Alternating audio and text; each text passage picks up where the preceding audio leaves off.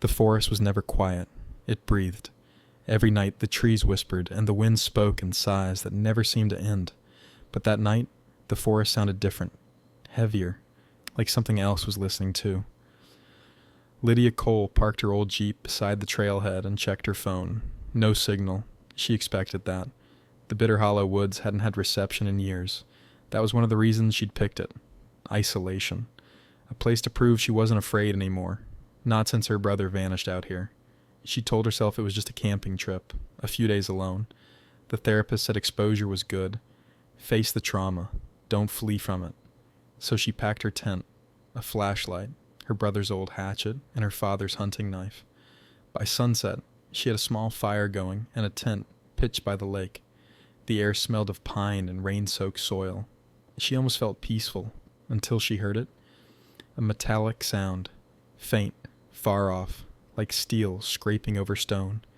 She turned off her music and listened. It came again, slow and steady. Scrape drag. Pause. Her flashlight beam sliced through the trees but caught nothing. Just shadows. She shook her head. Probably just a branch. But the sound returned later. Closer. Scrape drag. Scrape. It had a rhythm now, like someone dragging something heavy through the dirt. Lydia's throat tightened. She unzipped her tent halfway, her breath misting in the cold. The forest lay still. The firelight flickered over the lake's surface like a warning. And then, chop. A single, heavy blow echoed through the woods. She froze. Another chop followed. Then another. Deliberate. Methodical. Lydia's instincts screamed to run, but something in her, guilt maybe, forced her to whisper, "Michael?" No answer. Just the crackle of fire and the echo fading through the pines. She crawled out of the tent, holding her flashlight tight. The beam caught a fresh wound in a tree trunk, a deep gash. The sap still oozed. Beneath it, bare footprints in the mud, too large to be human, too defined to be animal. She stumbled back, tripping over a root, heart hammering. "You're imagining it," she told herself. "It's just a tree falling." But she didn't sleep. Not that night. At dawn, she hiked deeper into the woods, following the faint drag marks that led away from her camp. Every few feet, she found another mark. A tree, slashed clean, sap dripping like blood. After an hour, the mark stopped, near a clearing she didn't recognize. At the center stood an old cabin, nearly swallowed by moss and ivy. The windows were broken. The door hung from a single hinge. On the porch, something glinted. An axe. Its blade was buried in a wooden stump, old and blackened with rust. The handle looked worn smooth from years of use. She stared at it for a long time before whispering, "Michael?" Again, but her voice barely carried. Something moved inside the cabin. The sound was small, a shuffle, a scrape. She took a step forward, then stopped. Every instinct begged her to turn back, but the name Cole was carved into the lintel above the door. Her last name. Her brother's handwriting. She reached for the axe handle, fingers trembling. The wood was cold, wet. She pulled it free and stepped inside. The air reeked of mildew and rot. The floorboards creaked under her boots. Old photographs littered the floor. Black and white prints of people she didn't recognize. Their faces were scratched out. Every one of them. Then she saw it. Her brother's backpack, slumped in a corner. Her breath hitched. No way! She knelt, unzipped it, and found a small notebook inside. The first few pages were journal entries. Coordinates, sketches of trees, notes about the voice in the woods. The last page just said, "He won't let me leave." A sudden thump upstairs made her jump. "Hello?" Silence. Then, the scrape again, louder. Inside. She turned and saw it, a shadow moving on the wall behind her. Tall, human-shaped, holding something long and heavy. She ran. Out the door, through the brush, branches tearing her arms. The footsteps followed. Slow, unhurried, confident. When she finally reached her camp, her tent was in shreds, her supplies scattered, the fire pit smothered, and standing where her tent had been was a single tree, freshly carved, A message gouged deep into the bark. Go back inside. Lydia dropped the axe and bolted toward the ranger station she'd passed on the drive in. The wind screamed through the pines, carrying the faint, rhythmic sound again. Scrape, drag, scrape. By the time she reached the station, her legs were shaking. The door was locked, but she smashed the window and climbed in. Inside smelled of dust and oil. She found the radio on the desk and grabbed the mic. Hello? Anyone? This is Lydia Cole. I need help. I'm in Bitter Hollow Woods. There's someone... The radio crackled. Then a voice came through. Soft, familiar. Lydia. She froze. You shouldn't have come back. Her skin went cold. The voice was her brother's, exactly as she remembered it. Michael? Static. Then. He's here.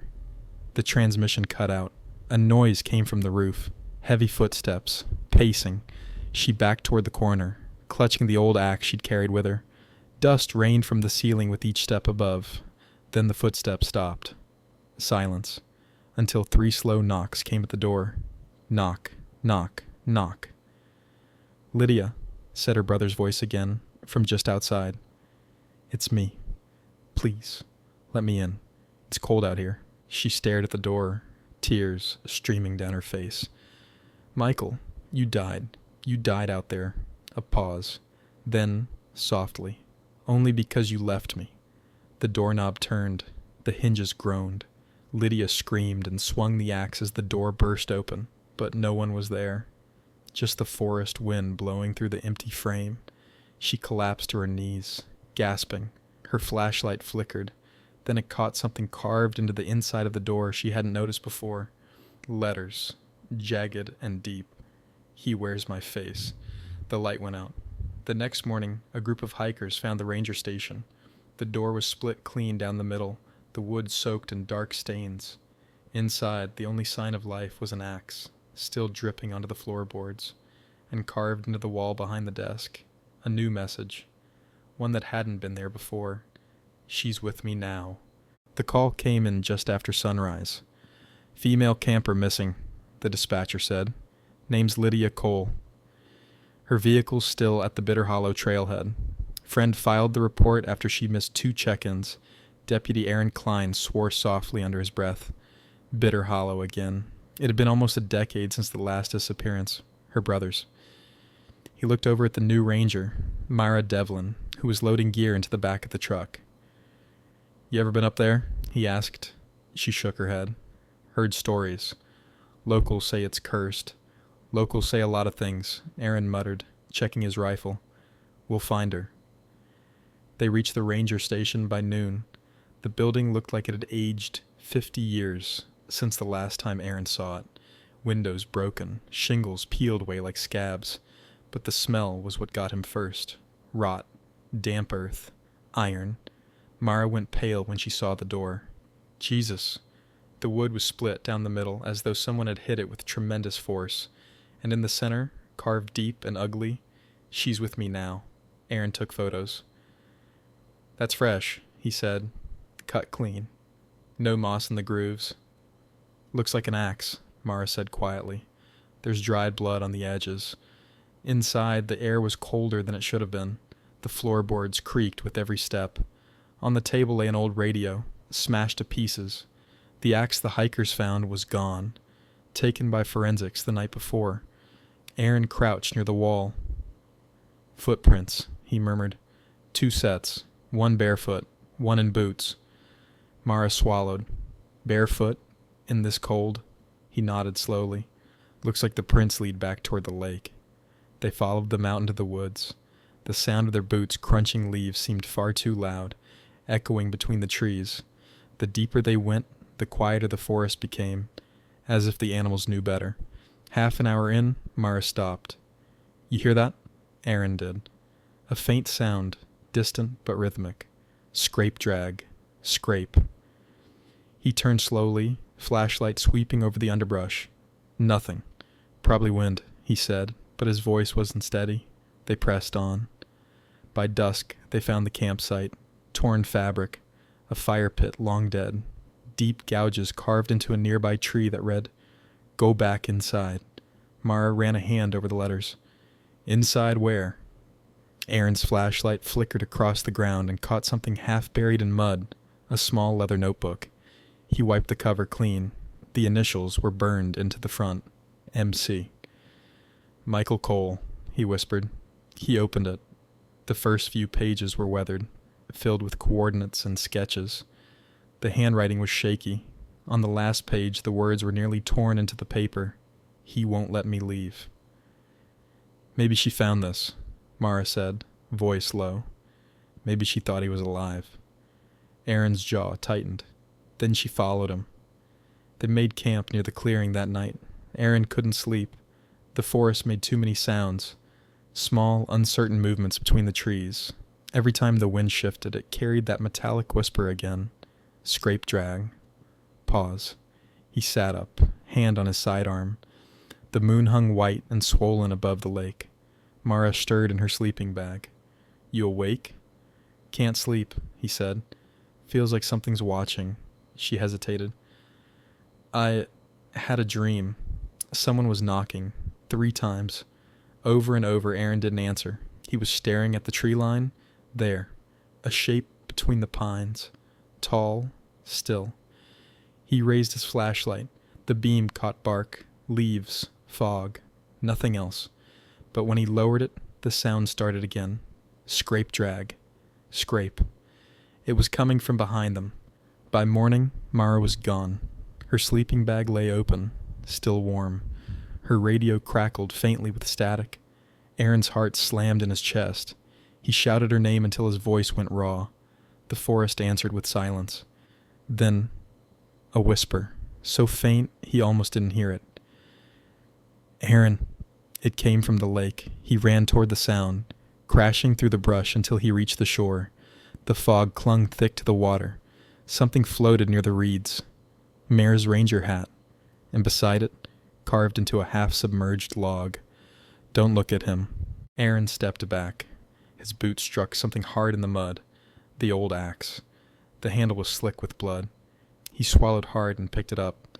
That was when he saw her. Across the lake. A woman standing on the opposite shore, still as a statue. Her clothes were shredded, her hair dark with mud.